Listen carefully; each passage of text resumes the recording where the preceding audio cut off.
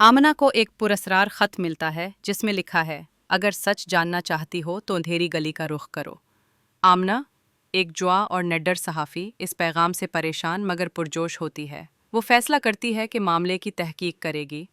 उसने शहर के पुराने रिकॉर्ड्स खंगाले और एक अंधेरी गली का जिक्र मिला जो बरसों से बंद है। आमना रात के वक्त अकेले इस गली तक पहुंचती है।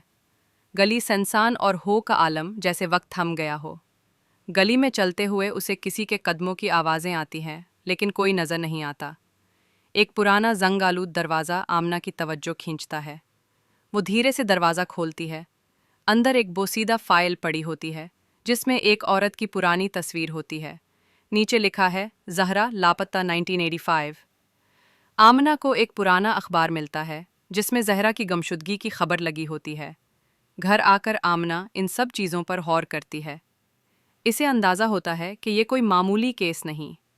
मुंह एक पुराने मकामी बुजुर्ग से मिलती है। वो बताते हैं कि ज़हरा एक फ़नकारा थी जो अचानक गायब हो गई थी। आमना को एक खुफिया जगह से ज़हरा की ज़ाती डायरी मिलती है जिसमें किसी हारिस नामी शख्स का जिक्र है। आमना हारिस की तलाश में निकलती है। वो अब एक बीमार और रिटायर्ड पुलिस ऑफिसर है। हारिस बताता है कि ज़हरा को इसके शौहर ने जायदाद के लालच में कत्ल करवाया, लेकिन सबूत न मिलने की वजह से केस बंद कर दिया गया। आमना उस खादमा को ढूंढती है जो ज़हरा के साथ काम करती थी। वो अब बूढ़ी है मगर सब याद है। आमना खादमा का बयान रिकॉर्ड करके वीडियो बनाती है जो कातिल के खिलाफ एक मजबूत सबूत बन सकता है।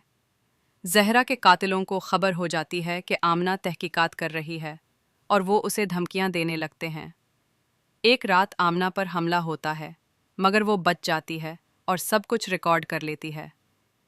आमना अपनी रिपोर्ट और सबूत के साथ केस अदालत में ले जाती है।